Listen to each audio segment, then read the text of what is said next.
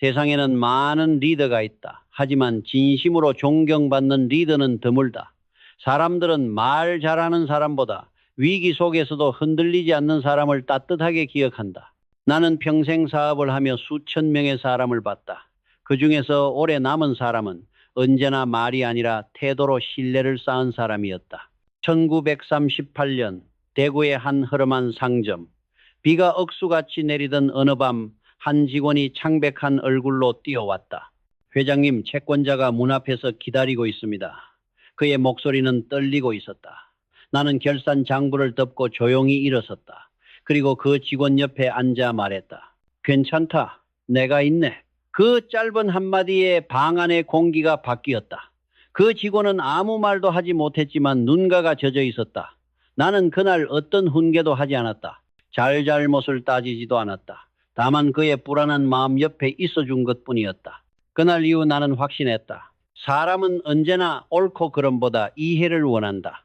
누구나 인생의 한순간에는 괜찮다, 네 잘못이 아니야 라고 말해주는 단 한 사람이 필요하다. 그 존재 하나가 사람의 삶을 바꾼다. 다음 날 아침 나는 그 직원과 함께 거래처를 직접 찾아갔다. 상대는 화가 난 얼굴로 우리를 맞았다. 그러나 내가 직접 사정을 설명하자 그의 표정이 바뀌었다. 사장님이 직접 오실 줄은 몰랐습니다. 믿고 기다리겠습니다. 그 한마디에서 나는 또 다른 교훈을 얻었다. 신뢰는 말로 쌓는 것이 아니라 태도로 쌓는 것이다. 리더의 태도는 조직의 온도를 결정한다. 그릇이 큰 사람은 조용히 상대를 품고 그릇이 작은 사람은 시시비비를 따진다. 사업뿐 아니라 가정과 인간관계에서도 똑같다. 상대가 실수했을 때 그 마음부터 들여다보는 사람, 그것이 진짜 리더다. 나는 임직원들에게 자주 이렇게 말했다. 리더는 먼저 손을 내밀 수 있는 사람이어야 한다. 그릇이 큰 사람은 분노를 다스리고 작은 사람은 감정에 휘둘린다. 결국 조직을 움직이는 것은 권력이 아니라 마음을 다루는 품이다. 한번 생각해보라. 가정에서도 회사에서도 사람들이 가장 많이 모이는 사람은 누구인가? 그건 따뜻한 말을 하는 사람이 아니라 판단보다 이해를 먼저 하는 사람이다. 그는 말을 하기 전에 상대의 입장을 한 번 더 생각한다. 나는 그런 사람을 존경했고 그런 사람을 키우고 싶었다. 그래서 삼성의 인재 교육에서 늘 강조했다. 이해 능력보다 사람의 마음을 먼저 이해하는 자를 인재라 부른다. 기술보다 어려운 일이지만 그게 삼성의 문화가 되었다. 그 문화가 위기 속에서도 회사를 지탱했다. 이제 질문을 던지고 싶다. 당신은 누군가의 불안한 마음 옆에 조용히 앉아본 적이 있는가? 그 한 번의 행동이, 그 한 번의 태도가 당신의 인생을 바꿔놓을 수도 있다. 한 직원이 나를 믿은 이유를 이렇게 말했다. 회장님은 우리가 실수했을 때 혼내기보다 먼저 옆에 앉아 주셨습니다. 그 말이 내 경영 철학의 모든 걸 설명했다. 세상에는 뛰어난 머리를 가진 사람이 많다. 하지만 사람의 마음을 품을 줄 아는 사람은 적다. 진짜 강한 사람은 차가운 이성을 가진 사람이 아니라 따뜻함을 지켜낼 수 있는 사람이다. 그게 바로 내가 평생을 걸어 배운 첫 번째 원칙이다. 그릇이 커야 따뜻함이 닿는다. 그리고 지금의 세상에서도 그 진리는 변하지 않는다. 그리고 진리는 변하지 않는다. AI와 데이터, 이익과 효율이 지배하는 시대에도 결국 사람을 움직이는 건 숫자가 아니라 마음이다. 구글의 전 CEO 에릭 슈미트도 비슷한 말을 남겼다. 회사를 위대하게 만드는 건 알고리즘이 아니라 사람이다. 리더가 직원의 마음을 진심으로 이해하는 순간 그 조직은 기계적 시스템을 넘어 신뢰로 움직이는 유기체가 된다. 이제 당신에게 묻겠다. 지금 당신이 이끄는 사람들 혹은 당신 곁에 있는 사람들은 당신의 말보다 당신의 태도를 믿고 있는가? 해봤어. 그 질문이 바로 존경받는 리더의 첫걸음이다. 배움에는 끝이 없다. 그러나 대부분의 사람은 일정한 자리에 오르면 배우기를 멈춘다. 이유는 간단하다. 이제 나는 충분히 안다. 는 착각 때문이다. 하지만 세상은 그 순간부터 당신을 앞질러 간다. 나는 평생 이 사실을 두려워했다. 그래서 언제나 나 자신에게 이렇게 말했다. 나는 아직 배우는 사람이다. 1970년대 초 나는 삼성전자를 세우며 거대한 결정을 내려야 했다. 당시 한국은 전자산업의 불모지였다. 일본과 미국의 기술이 압도적이었고 한국 기업이 전자제품을 만든다는 것은 무모한 도전으로 여겨졌다. 많은 사람이 말했다. 그건 한국에 어울리지 않습니다. 하지만 나는 그 말이 이상하게 들렸다. 정말 안 되는 이유가 뭘까? 그 단순한 왜? 라는 질문 하나가 나를 움직이게 했다. 나는 일본과 미국, 독일의 공장을 직접 찾아갔다. 하루 종일 현장을 돌며 기술자들에게 물었다. 이 부품의 온도 차이는 왜 생깁니까? 불량률을 줄이려면 어디를 바꿔야 합니까? 때로는 그들이 피곤한 얼굴로 대답을 피하기도 했다. 그럴 때면 나는 미소 지으며 말했다. 모른다고 묻지 않으면 절대 배울 수 없지 않나. 그게 내 방식이었다. 모르는 걸 묻는 건 부끄러운 게 아니다. 오히려 모른 척하는 게 더 부끄러운 일이었다. 내 곁에서 일하던 통역이 웃으며 말했다. 회장님, 너무 자주 물어보십니다. 나는 대답했다. 호기심이 죽는 순간 사람도 늙는 거야. 그 한마디는 지금도 내 인생의 중심에 있다. 나는 항상 해외 기술자들에게 이렇게 말했다. 내가 당신들로부터 배울 게 많습니다. 그들은 놀란 표정을 지었다. 대부분의 기업가들은 자존심 때문에 배우려 하지 않았다. 하지만 나는 그게 자존심이 아니라 고집이라고 생각했다. 겸손은 자신을 낮추는 게 아니라 배움의 문을 여는 열쇠다. 언젠가 한 엔지니어가 내게 이렇게 말했다. 회장님, 저희 기술은 아직 완벽하지 않습니다. 나는 미소 지으며 답했다. 완벽하지 않다는 걸 아는 게 이미 지성의 시작이네. 그 말은 지금도 내 머릿속을 떠나지 않는다. 나는 임원들에게 항상 강조했다. 많이 아는 사람이 회사를 살리는 게 아니다. 끝까지 배우려는 사람이 회사를 살린다.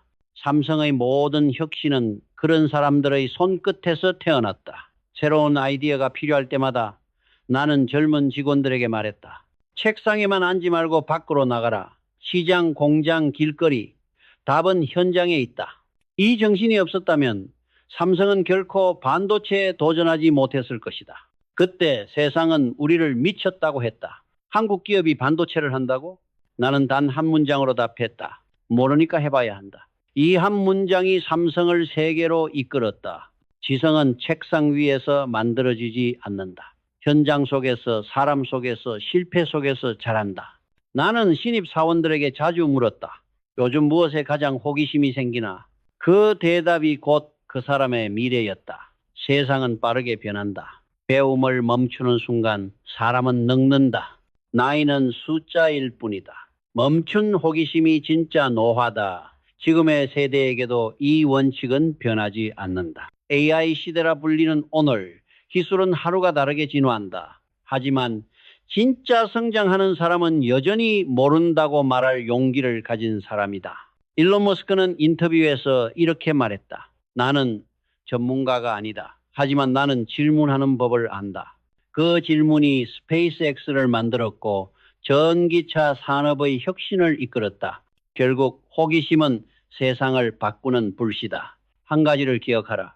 지식은 쌓을 수 있지만 배우려는 자세는 길러야 한다. 겸손은 그 자세를 지켜주는 울타리다. 겸손 없는 호기심은 자만이 되고 호기심 없는 겸손은 무력해진다. 이 두 가지가 조화를 이룰 때 진짜 지성이 태어난다. 나는 지금도 내 안의 호기심을 지키려 노력한다.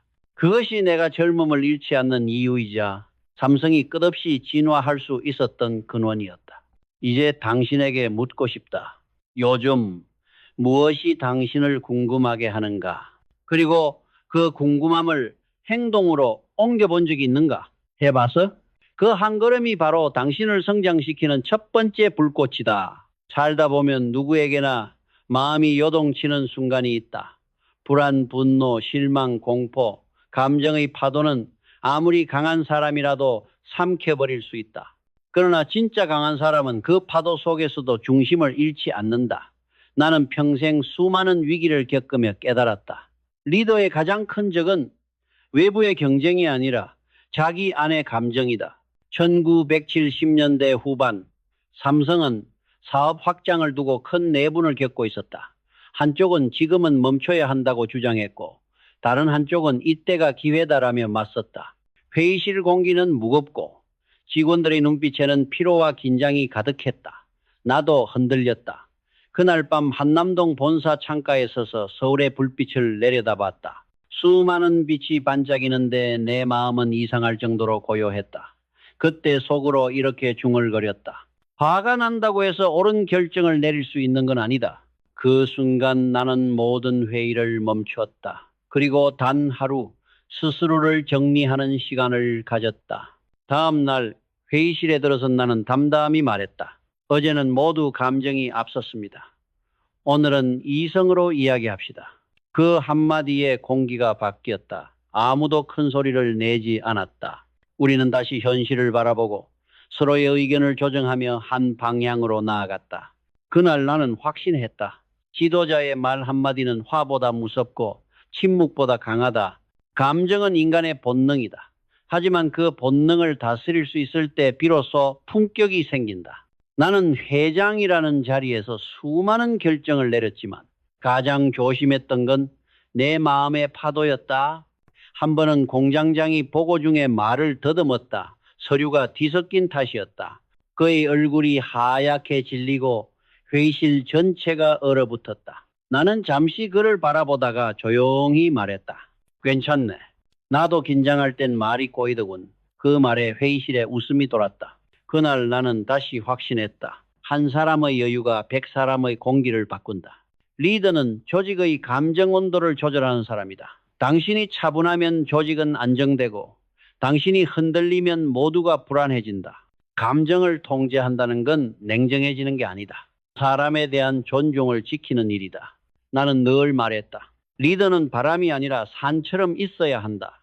사는 바람에 흔들리지 않는다. 그저 묵묵히 자리를 지킬 뿐이다. 가정에서도 마찬가지다.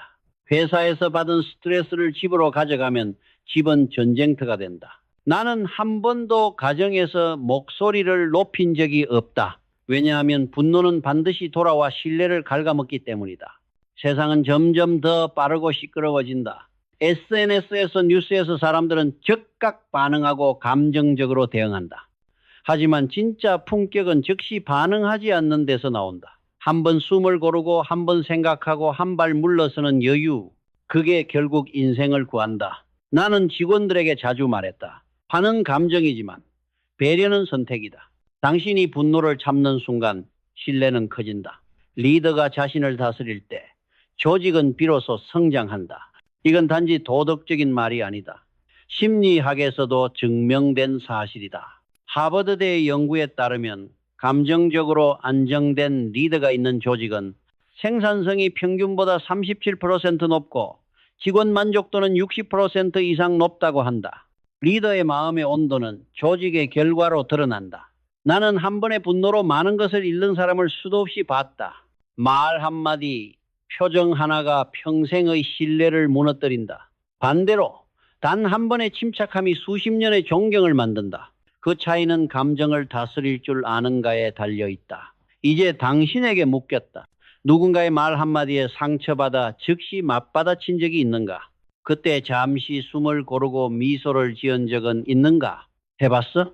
그게 바로 흔들리지 않는 마음의 첫걸음이다. 리더의 진짜 힘은 결단이 아니라 균형 잡힌 마음에서 나온다. 결정은 냉정하게, 말은 따뜻하게, 시선은 깊게. 그 삼박자가 어우러질 때 리더십은 품격이 된다. 사람의 말은 공기처럼 가볍다. 하지만 그 말이 행동으로 이어질 때 비로소 신뢰라는 무게를 가진다.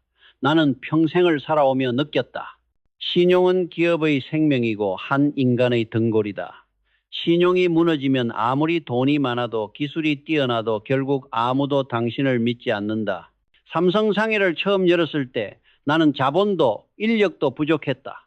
하지만 단 한 가지는 자신이 있었다. 이병철이 한 말은 반드시 지킨다. 그 평판 하나가 내 인생의 자산이었다. 어느 해 장마철 거래처에 납품해야 할 날이었다. 비가 쏟아져 길은 진흙탕이 되었고 트럭이 진흙에 빠져 꼼짝도 하지 않았다. 직원들은 말했다. 회장님, 오늘은 불가능합니다. 나는 잠시 하늘을 보며 대답했다. 비는 고객 탓이 아니지 않은가?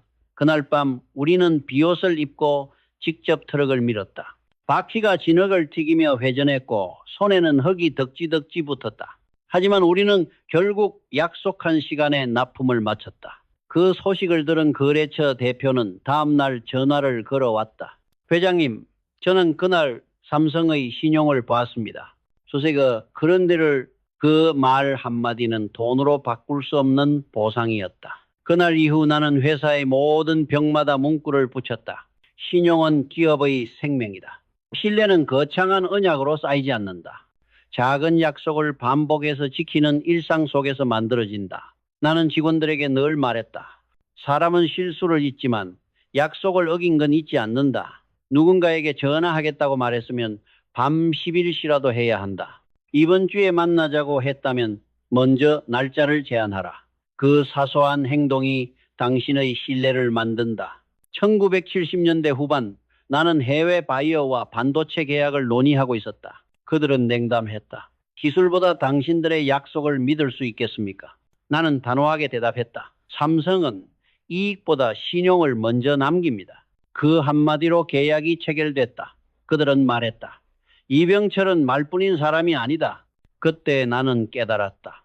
말은 귀로 듣지만 신뢰는 눈으로 확인한다. 그래서 나는 신용을 시스템으로 만들고자 했다. 보고, 체계, 회의, 기록, 일정, 관리, 모든 것이 약속을 지키는 구조로 짜여 있었다. 직장에서건, 가정에서건 원리는 같았다. 사랑한다는 말을 100번 하는 것보다 한 번의 약속을 지키는 행동이 더 깊게 남는다. 아이에게 곧 돌아올게 라고 말했으면 반드시 돌아가라. 배우자에게 오늘은 내가 대신할게 라고 말했으면 반드시 실행하라. 그게 신뢰다. 신뢰는 말이 아니라 반복되는 작은 실행에서 태어난다. 나는 직원들을 평가할 때도 결과보다 과정의 성실함을 먼저 보았다. 성실한 사람은 언젠가 반드시 약속을 지킨다. 기업의 시스템은 결국 사람의 습관에서 비롯된다. 약속을 지키는 사람이 모인 회사는 위기에서도 무너지지 않는다. 한 번은 납품 일정이 폭우로 지연될 위기였다. 현장 소장이 나를 찾아와 말했다. 회장님, 불가항력적인 상황이라 연기가 불가피합니다. 나는 잠시 생각하다 대답했다. 비는 고객의 탓이 아니지 않은가? 그날 밤 직원들은 다시 트럭을 밀었다. 약속된 시간에 맞춰 납품을 마치자 거래처 대표는 나에게 전화를 걸었다. 회장님, 저는 그날 삼성이 왜 신뢰받는 기업인지 알았습니다. 그 순간 나는 확신했다. 신용은 거대한 담보나 문서가 아니라 사람의 의지로 세워지는 것임을. 오늘날의 세상에서도 이 원칙은 여전히 유효하다. 기업의 가치 중 가장 중요한 자산은 브랜드가 아니라 신뢰, 자본, 트러스트 캐피털이다. 고객이 이 회사는 믿을 수 있다 고 말하는 순간 그 회사의 시장 가치는 몇 배로 상승한다. 2020년대에 들어서도 신뢰의 원리는 변하지 않았다. 아마존의 제프 베이조스는 이렇게 말했다. 우리는 단기 이익보다 고객의 신뢰를 먼저 쌓는다. 그 신뢰가 쌓이면 돈은 자연히 따라온다. 신뢰는 기술보다 오래가고 자본보다 깊다. 그건 기업뿐 아니라 인생에도 같다. 오늘 당신이 누군가에게 한 약속, 그 작은 행동 하나가 당신의 이름값을 만든다. 이제 당신에게 묻겠다. 오늘 당신은 어떤 약속을 지켰는가? 그 약속을 행동으로 옮겨본 적이 있는가? 해봤어? 그 순간 당신의 이름은 이미 신뢰가 된다. 사람들은 흔히 말한다. 집안일은 아내가 하는 일이지. 나는 도와주는 거야. 하지만 나는 단호하게 말했다. 가정은 돕는 곳이 아니라 함께 세우는 곳이다. 그 말 속에는 내 평생의 철학이 담겨 있었다. 회사를 경영할 때나 가정을 이끌 때나 원리는 하나였다. 집이 무너지면 회사도 흔들린다. 가정의 평화는 곧 일터의 안정이었다. 한 번은 출장에서 돌아온 어느 날 식탁 위가 어질러져 있었다. 접시가 뒤엉켜 있고 아이들은 방 안을 뛰어다니고 있었다. 그 순간 문득 스스로에게 물었다. 이건 누구의 일인가? 그리고 바로 답했다. 우리 모두의 일이다. 그날부터 나는 가정에서도 회사처럼 움직였다. 아침이면 내가 먼저 식탁을 정리했고 휴일에는 아이들과 함께 마당에 낙엽을 치웠다. 누군가는 물었다. 회장님 같은 분이 그런 일을 하십니까? 나는 웃으며 대답했다. 회장도 한 사람의 아버지이자 남편이지 않은가?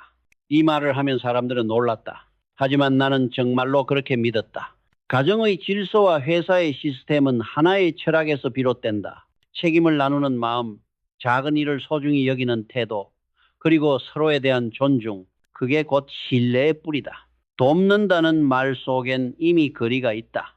그건 원래 내 일이 아니라는 생각이 숨어 있다. 그 마음이 계속되면 결국 관계는 멀어진다. 나는 아내에게 자주 말했다. 당신의 하루가 평온해야 나의 하루도 평온하다. 그건 단순한 애정 표현이 아니었다. 가정을 경영의 한 축으로 보는 철학이었다. 사랑은 말이 아니라 행동으로 증명해야 한다. 아이에게 오늘같이 놀자라고 약속했다면 반드시 지켜야 한다. 배우자에게 오늘은 내가 대신할게 라고 말했다면 꼭 실천해야 한다. 가정에서도 신용이 필요하다. 작은 약속을 지키는 가족이 결국 평화를 만든다. 어느 날 나는 청소기 버튼을 누르며 생각했다. 이건 단순한 집안일이 아니라 나의 책임의 일부다. 이런 작은 실천들이 쌓여 가족의 신뢰가 생긴다. 그게 바로 인생의 기초이자 리더십의 뿌리였다. 가정을 함께 세우는 철학은 회사에도 그대로 전해졌다. 나는 직원들에게 자주 말했다. 가정이 평화로워야 일터의 판단도 흔들리지 않는다. 사업이 아무리 성공해도 집이 불안하면 마음은 무너진다. 진짜 성공은 돈이 아니라 돌아갈 수 있는 따뜻한 집이 있는 것이다. 삼성의 창립 정신인 사업보국 수교포고, 즉 사업으로 나라에 보답한다는 말은 가정에도 통했다. 나는 늘 이렇게 덧붙였다. 가정보국 짜팅벗고 가족이 평화로워야 사회가 강해진다. 가정을 바로 세우는 건 곧 나라를 세우는 일과 같다. 요즘 시대는 바쁘다.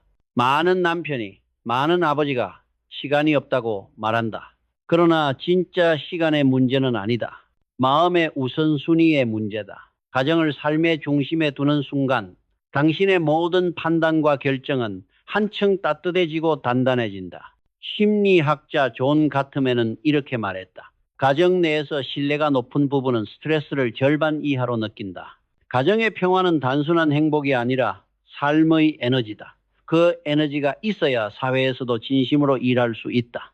나는 지금도 후배들에게 말한다. 가정을 함께 세워라. 그것이 가장 위대한 경영이다. 그건 직원 수를 늘리는 경영보다 더 깊고 더 인간적인 리더십의 시작이다. 이제 당신에게 묻고 싶다. 오늘 당신의 집은 누가 지키고 있는가? 돕는다는 말로 책임을 미루고 있지는 않은가? 가족과 함께 웃고 함께 일해본 적이 있는가? 해봤어? 그 한 번의 참여가 가정을 바꾸고 그 변화가 당신의 인생 전체를 바꾼다. 인생의 끝에서 남는 것은 직함도 재산도 명예도 아니다. 남는 건 함께 했던 시간 그리고 믿음을 주고받은 사람들이다. 나는 평생 그렇게 살아왔다. 회장으로서, 아버지로서, 그리고 한 인간으로서 이제 마지막으로 이 말을 남기고 싶다. 위대한 인생은 거창한 목표가 아니라 작은 진심의 반복에서 완성된다. 그 진심은 가정에서 시작되고 세상을 따뜻하게 만든다.